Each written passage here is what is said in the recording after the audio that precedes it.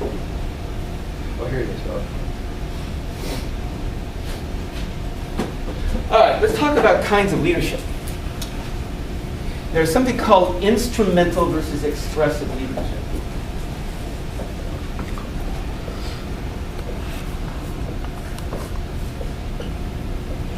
Two basic, there's many kinds of leadership. You saw that in the video last time. Authoritarian, authoritative, liberal. There are many ways of defining leadership. But let me add one that wasn't in the either on the book or in that video.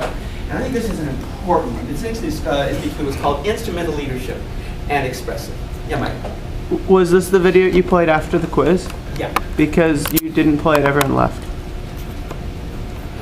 This is the quiz. The video I played, no, not after the quiz. This is the one I played before that, in which it was talking about the Zimbardo experiment, the Milgram experiment, that stuff. Okay. Instrumental leadership is the kind of most commonly associated with leadership. These are people who are self-confident, dynamic, take charge, competitive, sometimes egotistical. They are the people who assume formal positions of leadership. They are good at getting things accomplished.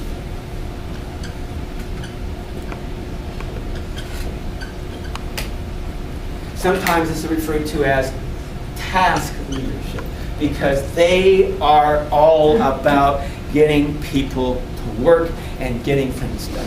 They're going to have an agenda. They're going to be well organized. They're not going to be worried about hurting people's feelings. They'll roll right over the top of you in order to get things done. They know where they're going, how they're going to do it. So it's called task leadership or instrumental. Not very good at human emotions. The opposite of that, let me just do the opposite, and I'll take your question and comment. Expressive leadership is sometimes referred to as emotional leadership. Sometimes these people may or may not be formal leaders, but they are attractive figures emotionally. They often have that good sense of humor you mentioned before, or they're highly empathetic. They feel people's pain. Or they're just electric. They just got a lot of emotions. They're kind of live wires. Feel passionately about what they just had for breakfast. That's an emotional or expressive leadership. Yeah. So, but like instrumental is more like this, you would say Republican-like, and expressive is more like. Well, you might say that. I mean, you could certainly say, what's an example? We can sort of talk about various American leaders on the basis of these two. What would you say would be an example of an instrumental leader? Right now, number you talked about Republicans, and we're going to debate. Oh, someone who's like not caring. Like just not caring, but dynamic, self-confident, well-organized. So you can say Senator Ted Cruz, or I think about number one, currently highest in the poll, Trump. Trump. Is he a very nice guy? No, he's not a nice guy, but does he get a lot of stuff accomplished? Yeah. And you can grade American leaders this way. When you think of American presidents, there are some kinds of presidents who may not have been nice guys, but they sure as hell got a lot accomplished. For me, I'm old enough, you guys have no idea because this is before you were born. When I think of an American president like that, I think of somebody like a Nixon. Richard Nixon. Not a nice guy. It was said at the time, but anybody know what his nickname was? No, you read it. You'd have to have read it in the book, because you wouldn't know, obviously. No, he was known as Tricky Dick. And the line was, would you buy a used car from this guy? No, because he cheated. But did he get a lot accomplished during his administration? Did he get us out of the war in Vietnam? Did he make the opening to China? Did he expand Social Security? Yeah, he did. He got more accomplished, even though he was not a very likable guy. Now, you could also point to an American leader who got nothing accomplished, but was a very nice, caring, empathetic guy. And when I think of that, he's currently alive for the time being. He has cancer right now. Jimmy Carter. Yeah, Carter. I think Carter is a great example of, frankly, a very moral person who became president. He walked the walk. He didn't just talk the talk. I mean, his religion is very important to him. Any place there's been, since he's been out of office, any place there's been a war, any place there's an election in which there's dangers of manipulation, Jimmy Carter shows up at his own personal risk. Yeah. Very decent guy, great ex-president, lousy president, got nothing to wrong with him. Okay, two very different kinds of leadership styles. Now, it's rare, but sometimes you can combine them. And for me, the best example of an American leader who combines them, another three-letter guy, FDR. FDR. Was he decisive, self-confident? Yes, he was. Was he well organized? Did he get more accomplished than any president in the last 100 years? Yes, he did. Out of the Great Depression, through the Second World War, organized the modern state. Did he give good speeches? Oh yeah, famous, if you saw Ken Burns' series on the Roosevelts, famous for his fireside chats. There was only one president who was ever elected more than twice. Who was that? FDR. FDR. How many times was he elected? 3.5. Yeah, 3.5. Well, 3.25 actually. He was re-elected in 1944 and died in 1945. The only thing we have to fear is fear itself. Exactly. That's FDR. That's FDR. It's a good thing he died because otherwise he'd still be president. Because when you combine these two together, you get a very powerful leader. For good, but also. Now, this was not an empathetic guy. To give Hitler credit, was he highly dynamic, well organized, self-confident, and did he get a lot accomplished in Germany? Mm-hmm. Before Hitler came to power in Germany, they were in the Great Depression after having lost the First World War. People were starving in the streets. There was threats of revolution. The communists were rising in power. It was a complete mess. But along comes this little house painter from Bavaria.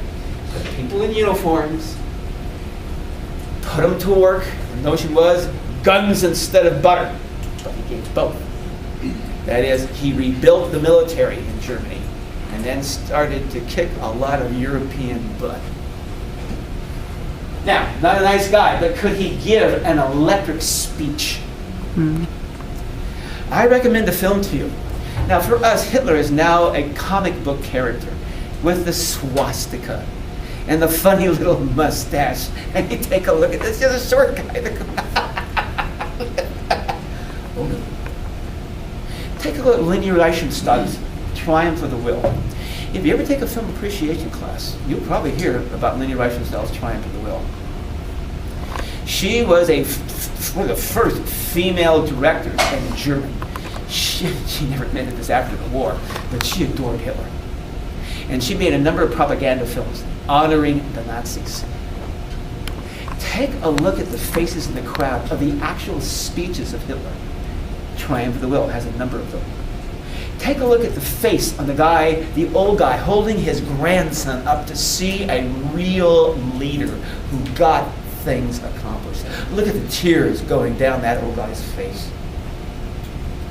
Oh, you combine these. It's really powerful. For good. Yeah, did you have... I was just saying, back to what you said at the beginning about poverty. Pretty sure this is true, but it was reported that he created about 6 million jobs in 2 years for the Germans. Yep. Obviously, he stood up against the Americans as well. Yep. And then he marched off to fight the French. Remember what had happened in the First World War? The Germans had been humiliated in that treaty at Versailles by the French. Our American president, Woodrow Wilson, said this is a horrible, horrible treaty. It's so mean-spirited and degrading of Germany. It guaranteed, this is Wilson's words, it guaranteed there will be a Second World War. Yeah. Isn't that why he tried to start the United Nations or a group like that? League of Nations. FDR? No, Wilson Well, that started the League of Nations. Yeah, it was FDR that started the United Nations, but it was Wilson who wanted to start the League of Nations, but he had a stroke and died before that could be fully accomplished. Okay, all right, let's get the filling here.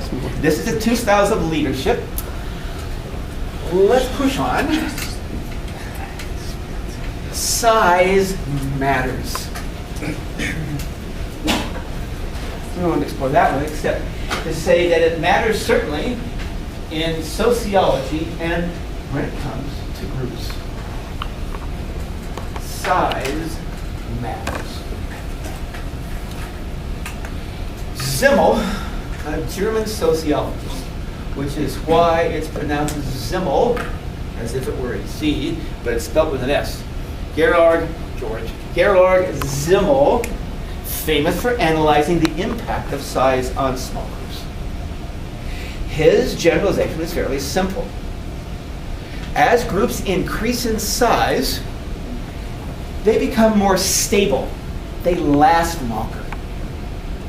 But emotional involvement decreases. With an increase in size, as the size of groups increase, they become more stable. They last longer. But emotional involvement decreases.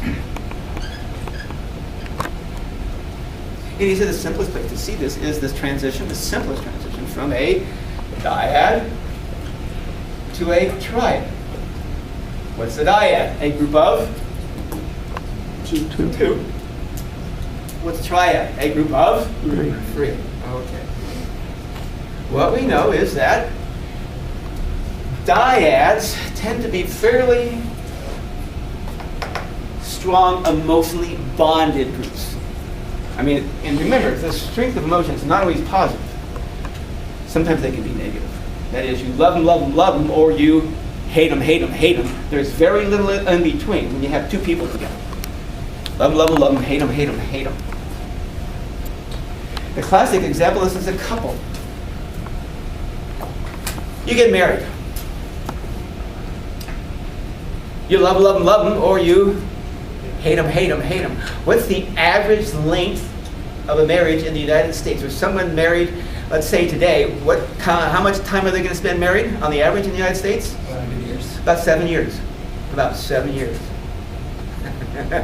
You love them, but there's also going to be no person on this earth that you are going to be hated more by than your ex-husband, your ex-wife. Okay, but here's something interesting. All right, these are very stable groups. Excuse me, they're very emotional groups, but not very stable. Now, let's add a third person to our dyad. The baby's born. Emotional involvement decreases. The actual emotional rewards of the couple relationship decrease with the advent of childbirth. And some of it's just late night feedings, you're not spending much time together, a little more cranky, the baby's crying in the middle of the night, you get less sleep. But the emotional involvement and the emotional rewards of the marriage goes down. Now you might think at that point, divorce rates would go up.